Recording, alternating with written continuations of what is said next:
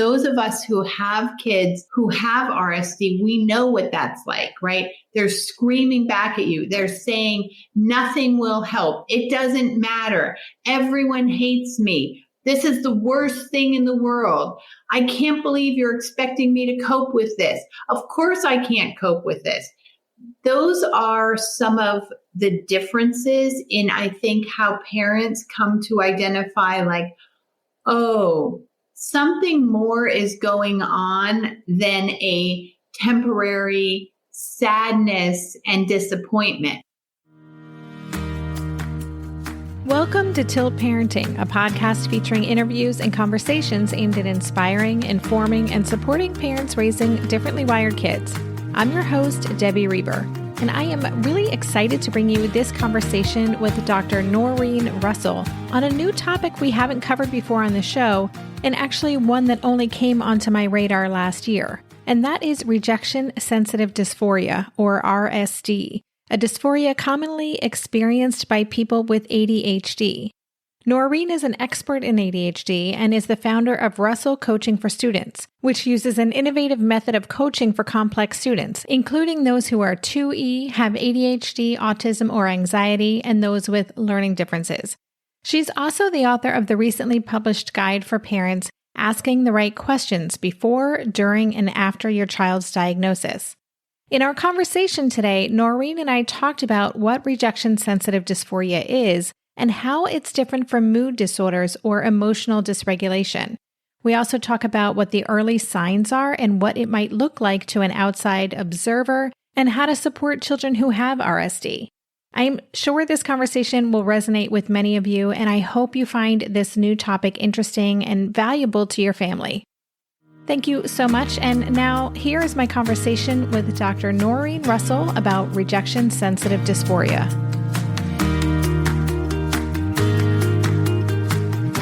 Hey, Dr. Russell, welcome to the podcast. Thank you for having me. I'm delighted to be here, actually. Before we get into this topic, which I'm excited because it is a new topic for the show, but I always ask my guests to introduce themselves in their own words. Tell us a little bit about who you are and, as part of that, your personal why for the work that you do. So I'm a mom of two children, ages 12 and 14, both neuroatypical, great kids, amazing kids, smart kids, have taught me so much about life. They're just great, great kids. My original degree is in developmental psychology, and so I'm not a clinical psychologist. I taught at a few different universities for a while.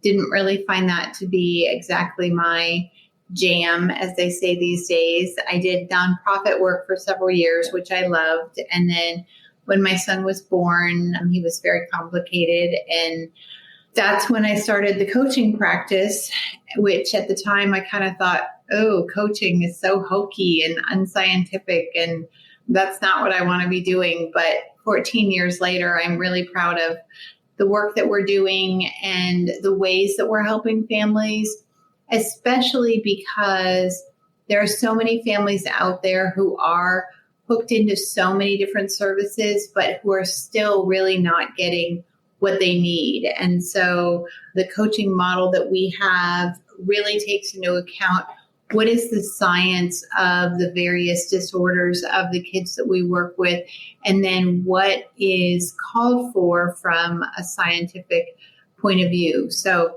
at this point, I would say that I'm very proud to be an ADHD and academic coach, but that certainly wasn't the case 14 years ago. Say a little bit more about kind of what's at the core of the work that you do, as a coach working with ADHD and supporting families who are dealing with ADHD. What's kind of at the heart of the way that you approach your work? Almost all of the students at our practice have ADHD. Our particular specialization is that we work with kids who have ADHD, autism, and anxiety. Of course, we have other things. You have learning disabilities, you have depression, but almost all of the kids that we see have ADHD. And the niche that we've carved out really is complex ADHD. So it's kids that have ADHD plus one or two more things. And so that might be that they have autism. It might be that they're gifted. It might be that they have a mood disorder. But for the last 14 years, we have been working with kids with ADHD. And what we really follow is what the American Academy of Pediatrics says in their 2019 white paper is that multimodal treatment is what's best. And so what I see a lot of is that we take a look at this kid, we see they have ADHD, and we try to throw on all these interventions onto this individual child, whereas really what we need to be looking at is the context around the child. We need to be taking a look at what parent education and training and therapy is happening. We need to be taking a look at what's really happening at school and is it really being effective? And yes, is school so incredibly stretched thin? Yes, 100%. Do they still have a legal obligation to these kids? Yes, they absolutely do. And then, of course, medication is first line treatment for kids with ADHD. And then skill building is the last part of it. And so that's really the model that we follow. And that's the model that's echoed also by the American Psychiatric Association for Child and Adolescent Psychiatry. So we don't do anything really revolutionary or out of the box. What we try to do is to apply with fidelity what research and science has already told us works for kids with ADHD, which, as you may already know, entails helping parents to let go of a lot of incorrect information about ADHD. Absolutely. I love that you are also looking at what you refer to as complex ADHD. And I'm thinking like ADHD plus. My hunch is, and I'm curious to know if this is what you've found, but would you say that the majority of people who have ADHD have something else going on? It seems like there's a lot of comorbidities here. No, you're absolutely right. So the estimates are that 30 to 40% of children diagnosed with ADHD have only ADHD. Now, I would imagine that's an underrepresentation because if you get, for example, a diagnosis from the pediatrician isn't going to do the learning evaluations. If you get a diagnosis from the neurologist, they're not necessarily going to do the learning things either. And so what we for sure know is that most of the time, well over half the time, a kid who has ADHD also has at least one other thing going on. And for a significant minority of them, they have 2 or 3 or 4 more things going on. My own son is a perfect example of that, where we call it, it's the bucket full of diagnoses. He is the epitome of the kid in the syndrome mix. There was a book out several years ago called Kids in the Syndrome. And it was like, okay, what do we do with these kids who have all of these different disorders? And we have to somehow sensitively take a look at how do we create a treatment plan that takes into account all of the different diagnoses and all of the different symptoms that having lots of different psychiatric disorders can create. And it's tough. Yeah, so complicated. I love that bucket full of diagnoses. I've not heard that one before. That's one of the reasons why I'm so excited about this conversation today, because we're actually going to tease out and focus on one diagnosis or one challenge that seems to be pretty prevalent in people with ADHD, but I think people don't have to have ADHD to also have this. And what I'm talking about or teasing is rejection sensitive dysphoria, which is something that only came on my radar a few years ago. I've been reading more about it. It's absolutely something I know affects many listeners of this show and what's happening with their kids. So just to get started on that topic, could you define what rejection sensitive dysphoria or RSD is? Sure. So the way that people are commonly thinking about RSD right now is that this is a neurological response to some kind of rejection or conflict that is out of scale with what is happening. Now, what's important to keep in mind is that it's out of scale to someone who doesn't have RSD, but it is so real and feels so threatening and so difficult to someone with RSD. And so basically what it's going to look like to someone who doesn't have RSD is it's going to look like an overreaction to not getting invited to the party, or it's going to look like an overreaction to the teacher said you need to work a little harder on this, right? But what it really is a neurological reaction that is intense and is frightening and is scary and is very, very real for the person who is having the rejection sensitive dysphoria episode. And it can happen about any number of things. It can happen because of social situations, like I didn't get invited to, this party. And so nobody cares about me. And then that sort of spirals for a couple of hours into really intense negative thoughts about oneself, about one's worthwhileness. And it looks like from the outside, a complete emotional meltdown about something that, again, from the outside should be able to be handled, but that's not the way the person with RSD is experiencing it. And so it's so important today that we make this differentiation between what does it look like, maybe from a parent point of view or from a teacher point of view, versus what does it feel like to the person who is having this episode of rejection sensitive dysphoria. We'll be right back after this quick break. During this month of planning and organization for big transitions, rhythms and routines have been absolutely essential for our physical and emotional well-being.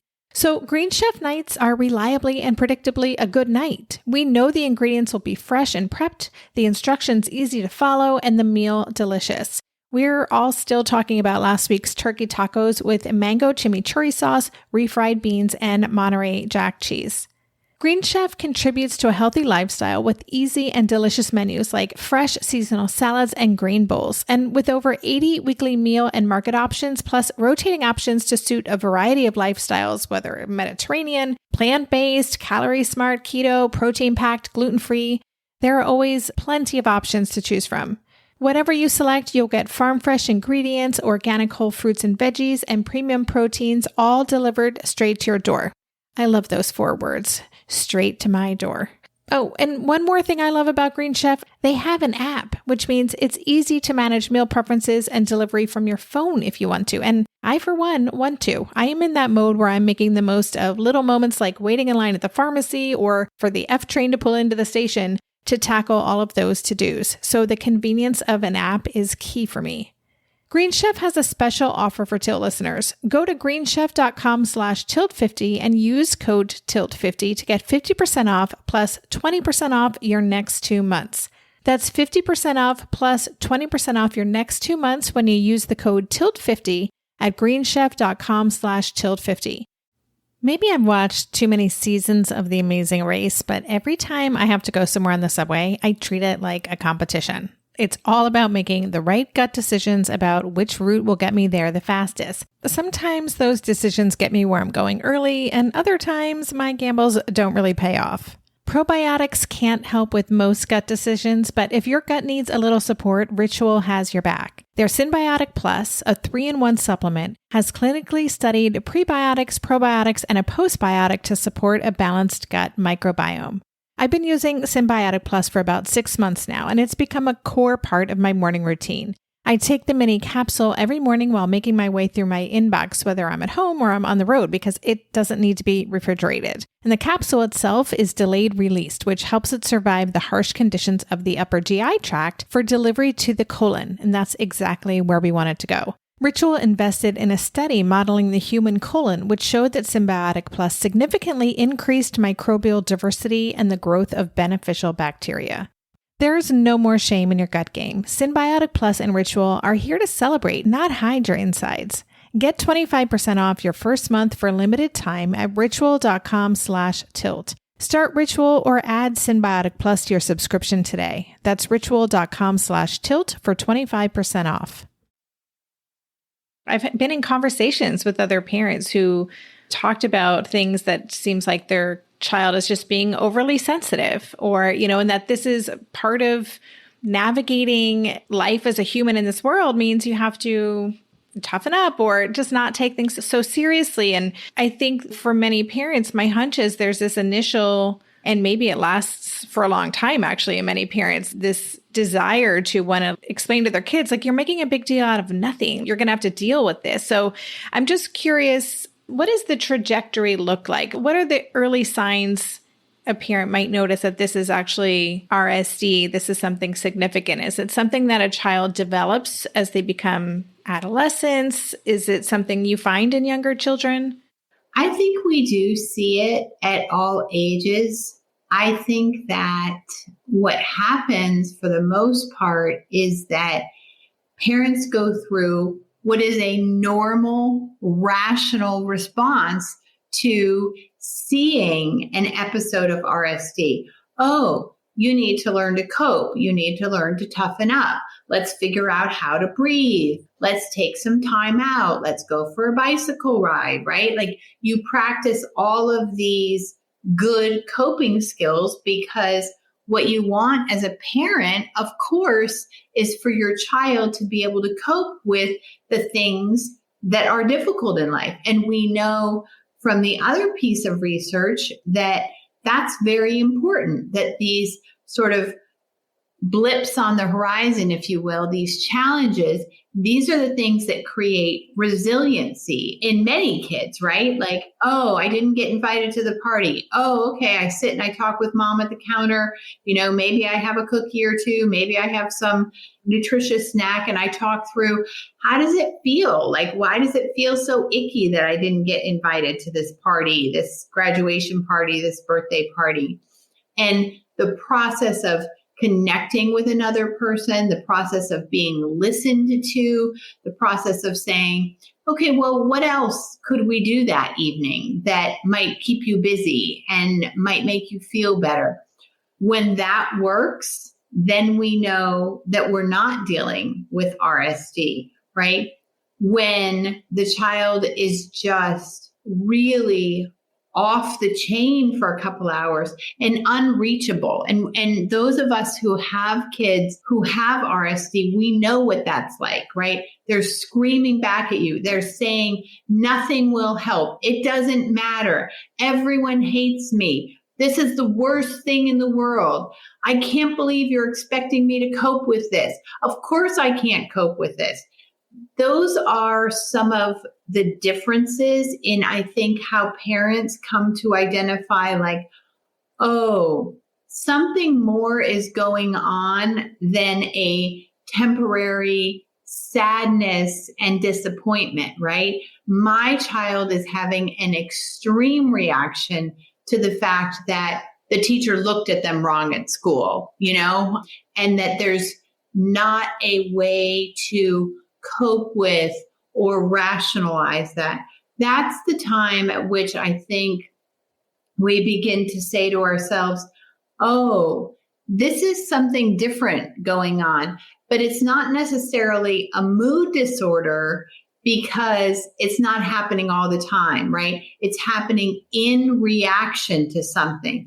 And that's a perplexing part for parents too. Like, well, everything was just fine. And then, his sister looked at him wrong or said the wrong thing, or we asked him to clean up his room or asked him to put away his food. And all of a sudden there was this extreme reaction that was in response to what would, for many children and teens, be a typical, we're going to use this word, a typical demand in their day or a typical experience in their day. And just to clarify, because you're talking about demands, and later today I'm interviewing Eliza Fricker about pathological demand avoidance, which is a presentation of autism. And that's something very different. So we're not talking about necessarily the demand itself. We're talking about the way the child interprets or makes meaning out of what someone says to them or what has happened to them or how they perceive that. Right. It's really, and this is why I think it's so commonly associated with ADHD, because many times that frontal lobe isn't doing its job in terms of unpacking what is the message really? You know what I mean? And so because that frontal lobe isn't unpacking the message correctly, then we have this extreme emotional reaction that's very, very real to the person. I mean, if there's one thing we want listeners to come away from this show understanding, is that this is a real reaction that kids are having. Now, what I think is tricky about this is because there is no diagnosis for this yet. And so when you try to talk to the pediatrician or you try to talk to the psychiatrist or the nurse practitioner about this, you may be the one who's starting to use the phrase rejection sensitive dysphoria. How much do you know about rejection sensitive dysphoria? What do you see in other kids who exhibit this kind of knee-jerk, long-lasting in the sense of a couple hours, but not constant, like a mood disorder? What do you do? And this is, I think, something that's always important to me is how do we advocate for our children, And part of that is asking your medical provider, have you seen much of this before? What do you tend to do? And I think having the question at the ready, how do you differentiate this kind of what seems to be rejection sensitive dysphoria from a mood disorder, right? And then what is the treatment for rejection sensitive dysphoria? And I think asking those questions is really important because the science of these neurodevelopmental and psychiatric disorders is very much in its infancy. And so because there is no DSM-5 diagnostic category for this, it may be that you're dealing with a medical provider who hasn't really heard of it, who hasn't been to a seminar on it, who doesn't know what they're talking about. And they'll say, well, these kids can be emotional sometimes. Yeah, I'm sure that is going to resonate with listeners too. And that is challenging, especially because we do often rely on experts to help us help our kids. And we often feel that we're kind of on the front lines of doing this research and identification. It can be challenging. And also, I think a lot of parents feel insecure about their knowledge or speaking up to experts in different areas. So I wanted to ask, you've given a couple examples of the kinds of triggers, and I'm just wondering, you said could be like a social rejection, not being invited to a party. I imagine that social piece is a big part of it, which is why I'm wondering if it is more prevalent in teens and adolescents. What other kinds of situations could potentially trigger this kind of really strong, extreme response in someone with RSD? Really, I think it's anything that feels like rejection. And it's interesting, I think, from a parent point of view, because you can have this extremely loving, extremely kind, extremely thoughtful child, and then certain things, and it can be very individual to the child, come over them. And it's like, wait a second. Now it looks like we're in the middle of a complete meltdown over something that really shouldn't have, in our world, been so difficult, but has been difficult. I know as my son gets older, there are things like, oh, well, he didn't do the laundry right. Oh, God, like, I never want to do laundry again. Like, laundry is stupid. I'm never going to learn how to do laundry, you know? And the differentiation here between kind of just a momentary frustration versus the rejection sensitive dysphoria is the length of time and the level of emotion that goes on, right? Because we all have frustrations, for sure. Like, we all have frustrations. But what should be cluing a parent into, oh, is this something more, is the level of the response and the length of time of the response.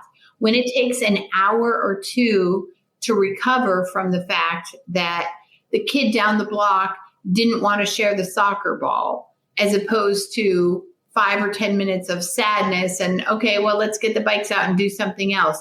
That, I think, is where parents need to start thinking, is this something else?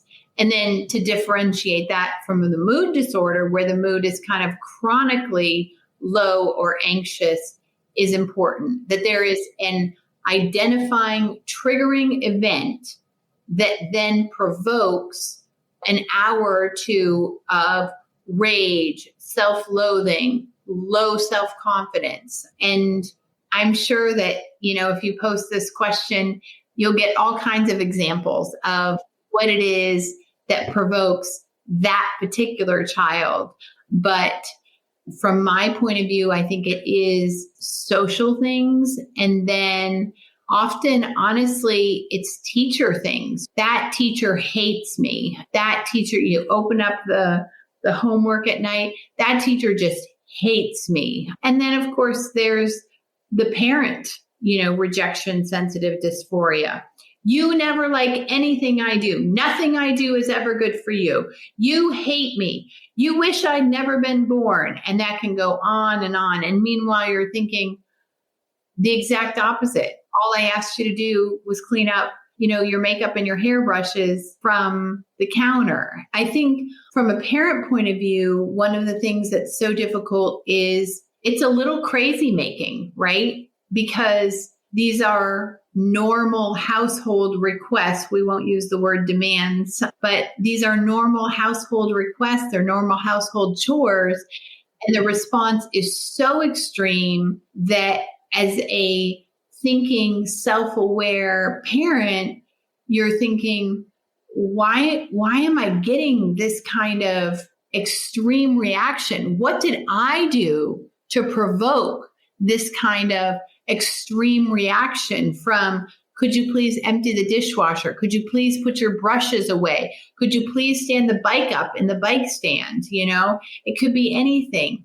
But when you're seeing that pattern of rage for a couple hours and just inability to calm oneself down, that's when we're talking about what we're calling rejection sensitive dysphoria. Yeah. So what I'm hearing too is this perceived criticism, like a comment is internalized as criticism. We'll be right back after this quick break. Hey there, it's Debbie. I love making this show and sharing conversations about how to support our awesome neurodivergent kids. I've seen how even one little insight from an interview can spark a big shift in daily life. But I know that raising complex kids can be messy and lonely. And just when we think we figured it out, something comes up that boots us right back to feeling overwhelmed and stuck. That's why I've poured everything into creating a way for parents like us navigating complex parenting journeys to join together and chart a path that feels positive, hopeful, and doable. It's the brand new Differently Wired Club experience. In the club, you'll get personal support from me and other seasoned parent coaches, 6 live calls every month where you can connect and get your personal questions answered, the opportunity to learn directly from authors and experts like I have on this show, monthly themes for getting specific and tactical, an exclusive private podcast feed, and the best, most generous community of parents. Seriously, these folks show up for themselves and each other, and that right there is really everything, because it's a daily reminder that we're not alone. Our kids aren't broken, and we have totally got this. The recently rebooted Differently Wired Club is on a brand new platform with its very own iOS and Android app. It is such a great space. However you learn, whatever your style, no matter the ages, genders, and neurodivergent profile of your children, the Differently Wired Club can help you cultivate the positive shifts you're hoping for. Join us today by going to tiltparenting.com/club. That's tiltparenting.com/club. I hope to see you on the inside. Hey, are you a parent of a teenager? Are you feeling overwhelmed about how to be what they need while also holding limits and boundaries that keep them safe? Are you tired of conversations that negate how messy this season of parenting is? Well, I've got you. My name is Casey O'Rourke. I am a positive discipline trainer, parent coach, and the host of the Joyful Courage podcast. Every week, I come to you with an interview digging into tough topics with experts I trust and solo shows that go deep into the personal growth and mindset needed to raise teens in a way that grows them into confident, capable young people. I am not afraid of getting real about the intersection of conscious parenting and the teen years, while also bringing in vulnerability, humor, and lightness. I'm walking the path with you and honored to serve. Listen to Joyful Courage on Apple Podcasts, Spotify, or wherever you consume podcasts. You've talked a lot about this anger, rage response. Are there other kids who just internalize this as self-loathing, shame, self-hatred, and go inward and have that contribute to other things, right? Like depression or other things going on. Do you see that as well? I think we do see that. In my experience, it's a little bit less common, but again, my experience is one professional's experience out of thousands. I think there are people who become very anxious people pleasers because they never want to have that kind of rejection experience. And so everything becomes about making the other person happy all the time so that they never get rejected. But the internal core of I'm so afraid of rejection that drives my every move, that's still there, even though it may look less volatile on the outside. The people-pleasing mode, I think, is one possible response. But that one is harder to tease out because, of course, you're not seeing the outward manifestation of it. All you're seeing is whatever you want, whatever it is that you want me to do, like I'll do whatever I'm supposed to do. And that one I think is going to be a little bit harder for clinicians to diagnose.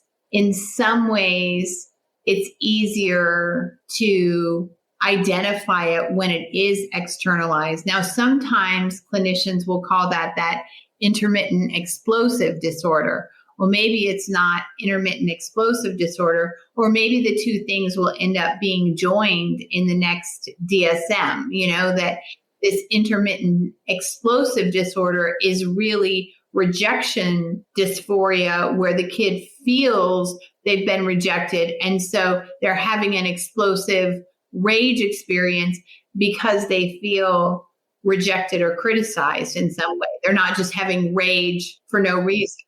So how do we support kids who have RSD? Is there a specific therapeutic approach or modality that is most beneficial or helpful for kids who are dealing with this? I'm not a physician, so I'm not going to give medical advice, but I do want to point out that on the Attitude website, that there are two possible medication solutions for RSD. the simplest solution is to prescribe an alpha agonist like guanfacine or clonidine. And about 1 in 3 people feel relief from RSD at the lowest possible dose of that. Another second treatment, according to Attitude Magazine, is the MAOI. It's an older form of antidepressants, and it can be dramatically effective for both the ADHD and the emotional component. I think what's tough here is we jump to therapy as the solution. But when we are having a neurological response that is so strongly wired into the brain, we also have to take a look at what is it that psychiatric medication can do to help with this. And then maybe there is some therapy. But the reason why things like cognitive behavioral therapy don't necessarily work that well for rejection sensitive dysphoria is because, again, we've kind of lost that frontal lobe. You know what I mean? So for many parents, the first line approach is, we need to go to therapy and learn some coping skills because this is out of control. But that is not necessarily what is first line treatment. And that's hard for parents. That's good to know.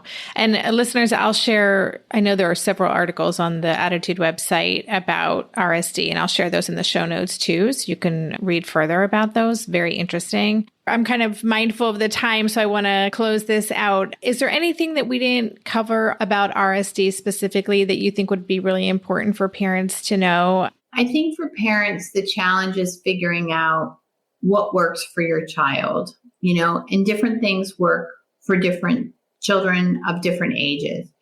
And this feels awful, right? This feels awful. Is there a time period where your child needs to have some rage time? Do they need to kind of work through that in their bedroom or in a chair in the living room and you just let it go, which I find so difficult as a parent? I want to fix it. I want to connect, right? I want to understand the response. I want to process the response. But I think figuring out as a parent, does your child just sort of need that time? Are they flooded with endorphins and they need that time and you can process in a little bit? Is it being in the same room but not saying much? I know when my son is in an episode like this, you can't say anything. You can't even so much as say, I love you and I'm here for you, because the rage is so overwhelming that it just provokes more rage, right? And so can you be in the same room, but quietly be in the same room? And then you watch, right? You watch for the signs of, is he calming down? Does his breathing seem to be slower? And then you say something very empathic. That was really hard. That felt just awful. Let me know if you want to talk about it or if you want a hug.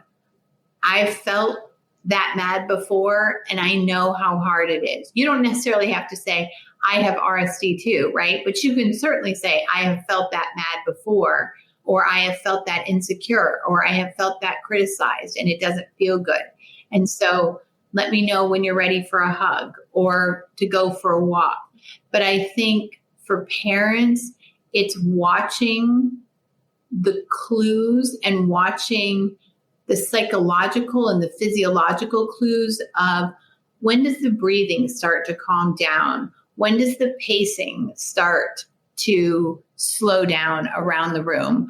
Do you hear the door open a little bit? You have to follow what clues the child is giving you. That's great advice. And I love that reminder to also just our presence. We can help co-regulate, but we can just, even being there can be really helpful and supportive. Before we say goodbye, I would love if you can let listeners know how they can connect with you. And I know that you have a new book out called Asking the Right Questions about ADHD before, during, and after your child's diagnosis. So can you tell us about that as well? Sure. And you know what? In the second edition of the book, we're going to put a question about RSD, because just being on your show has made me realize we need to address this. This is something that we need to include in our asking the right questions, is what's the difference between a mood disorder and RSD and emotional dysregulation. And so we're keeping a list right now of questions for the second edition, and this will definitely be one. So back to your original question, our coaching practice can be found at russellcoaching.com, which is RUSSELL coaching.com. So 2 S's and 2 L's. And our phone number is 212-716-1161. I'm not sure anyone calls anyone anymore, but I always say the phone number just because. If you have a question, you can also reach out on my cell phone, which is 813-508-2367.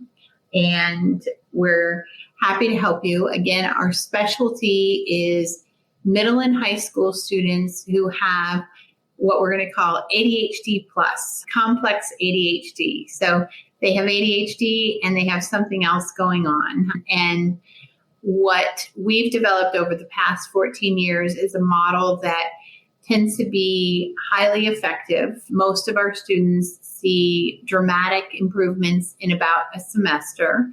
And on the basis of the practice and answering a lot of questions from parents and teaching parents what questions to ask to be an advocate for their kid, we have written a book called Asking the Right Questions Before, During, and After Your Child's ADHD Diagnosis. Because what we've learned is that parents don't know what questions to ask, right? Your kid breaks a bone, you don't really have to ask that many questions, right? They kind of walk you through what's going to happen. We're going to get an x-ray, we're going to get a cast, you're going to go see the orthopedist, the cast is going to come off, you're going to go to physical therapy. There are not that many questions to ask. When it comes to ADHD, there are so many questions that we need to ask. So the book is divided into before, during, and after the diagnosis. And it really is a book that's designed to empower parents to ask questions of the pediatrician, the school, the neurologist, the psychologist, the nurse practitioner, whoever it is that they see. And so the book is divided up into those 3 sections. We make a suggestion about questions to answer, and then each question has a resource with further information about what you should know about that question when you go in and ask the doctor. Like, does my child need medication? Does my child need a 504 plan in middle school? What should I be looking at when I look at colleges for my kid with ADHD? So it's a very practical, hands-on, short book about what questions to ask when you have a child who potentially or who does already have ADHD. Sounds like such a great resource. And again, listeners, I will have links to Norrine's website, the numbers that she shared, as well as this new book in the show notes page. So definitely go check those out. And Norrine, I just want to thank you. This has been really fascinating conversation. And again, a topic we haven't covered before. So I'm just really grateful that you were able to share with us today and we could learn more about RSD and what a complex thing it is for both kids and parents alike who are dealing with this. So thank you so much. Thank you for having me on, especially about this topic, which I think is so mystifying for parents. And so hopefully hearing this podcast will help them sort out, is this what we sometimes label as bad behavior or poor coping or mood disorder? Or is this something that we're starting to recognize is a very particular reaction, this rejection sensitive dysphoria, and how do parents identify it and bring it to the attention of their medical and mental health provider? So thank you for having me on. You've been listening to the Tilt Parenting Podcast. To go deeper into this episode, visit the extensive show notes page. For every episode, there's a dedicated page on my website with links to all the resources mentioned, a full transcript, and a podcast player with key takeaways marked so you can easily go back and re-listen to the sections you're most interested in. Just go to tiltparenting.com/podcast and select this episode. The Tilt Parenting Podcast is hosted by me, Debbie Reber, author of the book Differently Wired and the founder of Tilt Parenting. This episode was edited by Andrea Curtis Amasquita, and show notes were put together by myself, Andrea, and Lindsay McFadden. If you get a lot out of this podcast and want to help cover the cost of its production, please consider joining my Patreon campaign. On Patreon, you can sign up to make a small monthly contribution, as little as $2 a month, and it's super easy to sign up. Just go to patreon.com/tiltparenting to learn more, or click on the Patreon link on any show notes page. To follow Tilt Parenting on social media, go to @tiltparenting on Instagram and Twitter and on Facebook. Lastly, please help this podcast stay visible and easily found by the listeners who need it by subscribing and leaving a rating or a review on Apple Podcasts or wherever you listen to podcasts. Thank you so much. And that's all for this week. Stay safe, stay well, and take good care. And for more information about this podcast or any of the resources that Tilt offers, visit tiltparenting.com.